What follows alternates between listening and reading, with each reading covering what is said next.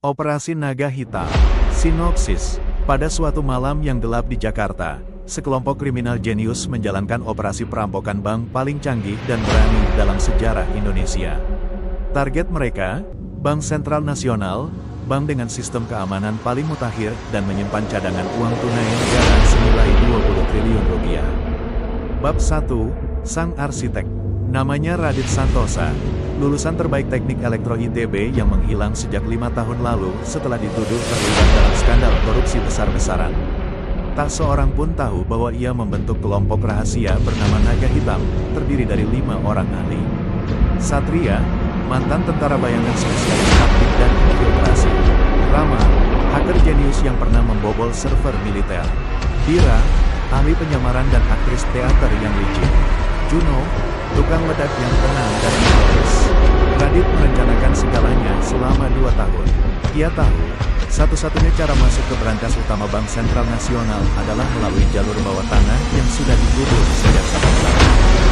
Bab 2, Peta Lama dan Terowongan Mati. Radit mendapatkan peta tua dari museum kota, memperlihatkan sistem terowongan kuno yang berhubung langsung ke ruang bawah bank. Selama 6 bulan, mereka menyamar sebagai pekerja konstruksi saluran air dan mulai menggali. Tiap langkah penuh perhitungan. Mereka tahu ada sensor gerak, detektor panas, dan sistem pengawas yang bisa mendeteksi perubahan suara detak jantung. Rama menciptakan perangkat untuk meniru denyut nadi dan suhu tubuh petugas keamanan agar sistem tertipu. Bab 3, Malam Operasi. Tanggal 17 Agustus saat semua perhatian tertuju pada perayaan kemerdekaan, Operasi Naga Hitam dimulai. Satria dan Dira menyusup ke dalam gedung sebagai petugas kebersihan. Juno mempersiapkan ledakan senyap untuk membuka jalur besi tua di bawah bank tanpa menggetarkan tanah. Radit, di pusat komando rahasia, memandu semua lewat saluran komunikasi terenkripsi. Rama, dari dalam mobil di luar, memutus jaringan bank selama 7 menit, waktu maksimal sebelum sistem cadangan kembali aktif. Dalam 7 menit itu, mereka membuka brankas dan memindahkan 12,7 triliun rupiah dalam bentuk uang tunai dan logam mulia. Bab 4, Pengkhianatan. Saat semuanya nyaris sempurna, Dira menghilang bersama satu koper berisi berlian senilai 2 triliun rupiah. Dia mengkhianati kelompok dan memutus semua komunikasi.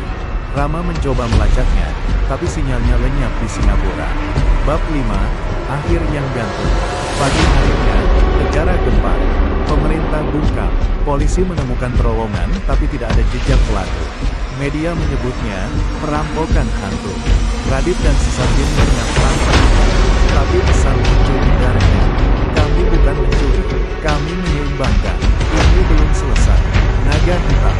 Komisaris Besar Arif Surya, Kepala Satuan Tugas Kejahatan Manusia Internasional, Satgas KFI, ditugaskan secara rahasia oleh Presiden untuk menangani kasus ini. Tidak boleh ada kebocoran ke publik. Jika terungkap bahwa brankas nasional bisa dibobol, kepercayaan rakyat dan pasar akan runtuh. Arif bukan polisi biasa. Ia mantan agen Interpol yang pernah memburu kartel di Amerika Latin. Tapi kali ini, ia merasa seperti mengejar bayangan. Petunjuk pertama muncul dari sensor tekanan di terowongan lama, yang mendeteksi langkah kaki 1 jam setelah sistem bank lumpuh. Berdasarkan pola pergerakan dan waktu, Arif menyimpulkan, pelakunya bukan sekadar perampok, mereka adalah tim terlatih militer dan teknologi tingkat tinggi. Bab 7, Pemburuan Dira.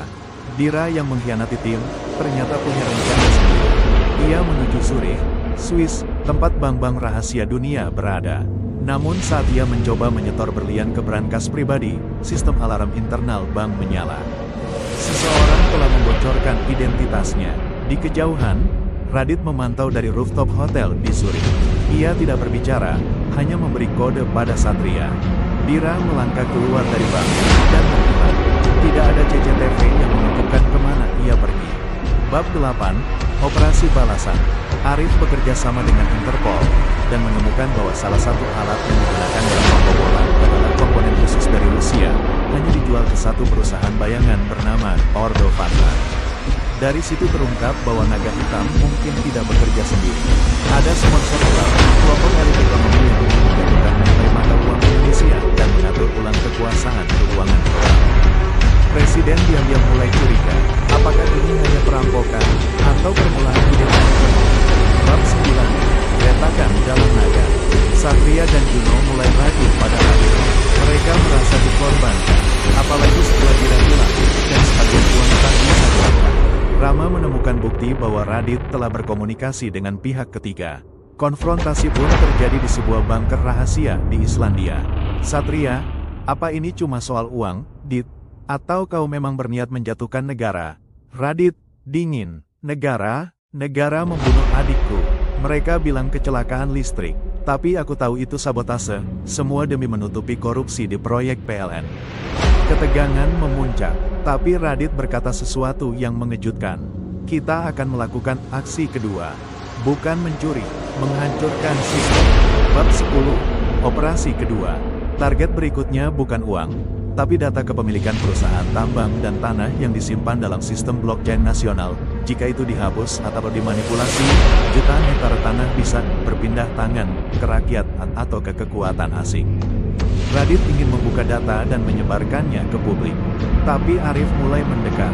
Ia menemukan salah satu sel emas naga hitam di Manila. Dalam penggerebekan, ia hampir menangkap Juno, tapi Juno meledakkan ruangan dan melarikan diri, terluka parah. Akhir babak 1, pilihan. Radit tahu waktunya makin sempit. Ia kirim pesan ke publik melalui jaringan rahasia. Kalian pikir ini tentang mencuri? Kami membuka topeng kebusukan. Dunia akan berubah. Tapi hanya jika kalian melihat. Arif pun dihadapkan pada dilema. Menangkap Radit dan mengamankan sistem, atau membiarkan kebenaran terungkap, walau itu bisa menghancurkan tatanan yang ada. Apakah Radit akan berhasil dalam operasi keduanya? Apakah Arif akan tetap teguh pada hukum, atau membuat keadilan?